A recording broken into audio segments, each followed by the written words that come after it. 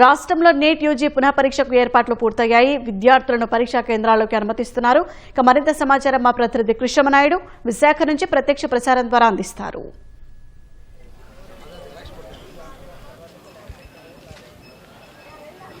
వైద్య విద్య ప్రవేశ పరీక్షకు సంబంధించినటువంటి ఏర్పాట్లు పూర్తి స్థాయిలో సన్నద్ధం చేశారు. ప్రస్తుతం మనం విశాఖపట్నంలో ఉన్నటువంటి తాటిచెట్లపాలెం సమీపంలో ఉన్నటువంటి కేంద్రీయ విశ్వవిద్యాలయం దగ్గర ఉన్నాం. ఇక్కడ అభ్యర్థులు నీట్ పరీక్ష రాసేటువంటి అభ్యర్థులను ఒక్కొక్కరిగా పూర్తి స్థాయిలో తనిఖీలు చేసి లోపలికైతే అనుమతిస్తున్నారు. ఈ సెంటర్లో దాదాపు 200 మందికి పైగా విద్యార్థులు పరీక్ష రాయనున్నారు. మొత్తం విశాఖపట్నం వ్యాప్తంగా 18 కేంద్రాలను 8015 మంది అభ్యర్థుల కోసం పెట్టారు. ఈ అభ్యర్థులను క్షుణ్ణంగా తనిఖీ చేసి ఒక్కొక్కరిగా లోపలికైతే పంపిస్తున్నారు. గతంలో మే 3 జరిగినటువంటి పరీక్ష అవకతవకలు, పేపర్ లీకేజీ వల్ల రద్దయినటువంటి పరీక్షను ఇవాళ మరోసారి రాస్తున్నారు.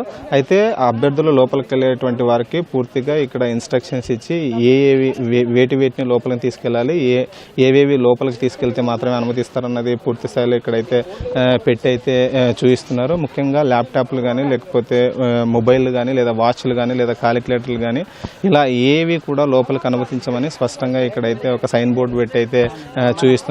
అంతేకాకుండా లోపలికి వెళ్ళేటువంటి అభ్యర్థులకి ముఖ్యంగా ఆల్ టికెట్తో పాటు ప్రభుత్వం జారీ చేసినటువంటి ఏదైనా గుర్తింపు కార్డుని చూపించాలి. లేదా ఆధార్ కార్డు, లేదా పాన్ కార్డు, లేదా ఇతర పాస్పోర్ట్ కార్డులని ఏ ఉన్నాయో వాటిని చూపించిన తర్వాతనే ఒరిజినల్ ఐడెంటిటీతోనే లోపలికైతే అనుమతిస్తున్నారు. అంతేకాకుండా ఎవరిని కూడా షూ కానీ, లేదా ఇతరత్ర ఏవి కూడా గ్యాడ్జెట్స్ని పరీక్ష కేంద్రంలోకైతే అనుమతించమని స్పష్టంగా ఇప్పటికే ఈ పరీక్ష నిర్వహించేటువంటి ఎన్టీఏ అన్నది నేషనల్ టెస్టింగ్ ఏజెన్సీ స్పష్టమైనటువంటి సూచన అయితే అభ్యర్థులకు చేసింది. ఈ క్రమంలోనే అభ్యర్థులు కూడా మ్యాక్సిమం ఎవరు కూడా అభ్యర్థులు ఎటువంటి గ్యాడ్జెట్స్ కానీ ఈ యొక్క పరీక్షా ప్రాంగణం కానీ, పరీక్ష లోపలికి కానీ తీసుకెళ్లట్లేదు. అంతేకాకుండా ఇక్కడ తనిఖీ చేసేటువంటి కేంద్రం దగ్గర కూడా 3 అంచెల భద్రతను అయితే ఏర్పాటు చేశారు. అటు జిల్లా రెవెన్యూ యంత్రాంగంతో పాటు పోలీసు వ్యవస్థ కూడా పటిష్టంగా ఇక్కడైతే ఏర్పాటు చేసింది. గత అనుభవాల దృష్ట్యా, గతంలో పేపర్ లీకేజ్ దృష్ట్యా ఎక్కడ చిన్నపాటి లోపాలు కూడా ఉండేందుకు అటు రెవెన్యూ శాఖతో పాటు పోలీసు శాఖ స్పష్టంగా సమన్వయం చేసుకుంటూ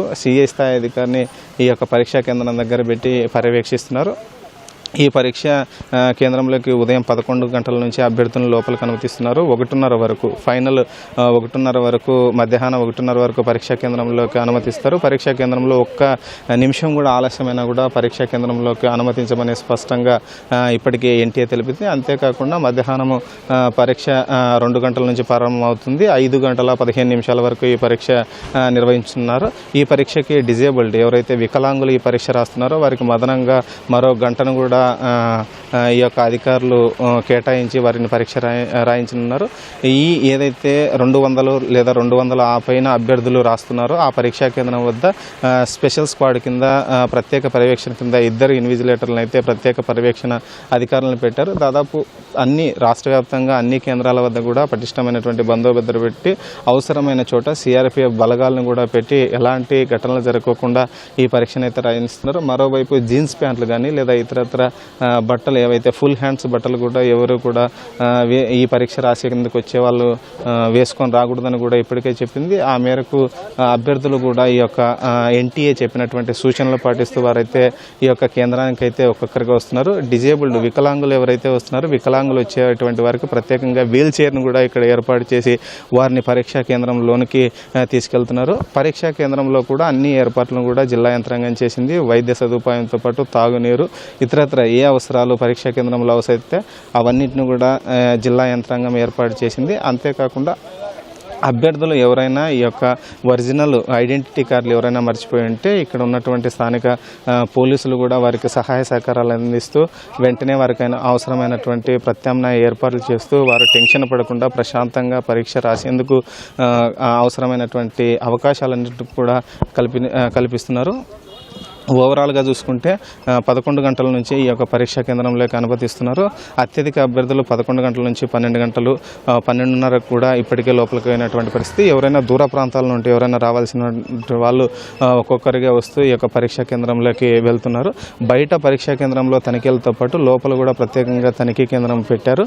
లోపల కూడా తనిఖీలు చేసిన తర్వాతనే అభ్యర్థులను ఈ యొక్క ఎగ్జామ్ హాల్లోకి పంపిస్తున్నారు.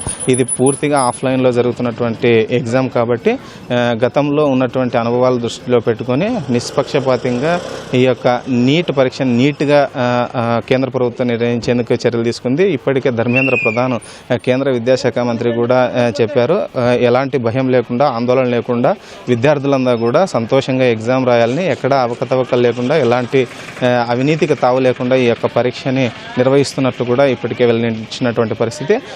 1:30 వరకు అభ్యర్థులని లోపలికైతే ఇక్కడైతే అనుమతిస్తున్నారు. వస్తున్నటువంటి అభ్యర్థులకు కూడా ఎలాంటి అపోహాలు లేకుండా ఇక్కడ ఉన్నటువంటి సిబ్బంది సైతం అన్ని సూచనలు సలహాలు ఇస్తున్నటువంటి పరిస్థితి. ఇక్కడ ఉన్నటువంటి తాజా పరిస్థితి. కెమెరామెన్ సురేష్తో కృష్ణంనాయుడు, ఈటీవీ న్యూస్, విశాఖపట్నం నుంచి. ధన్యవాదాలు కృష్ణమనాయుడు.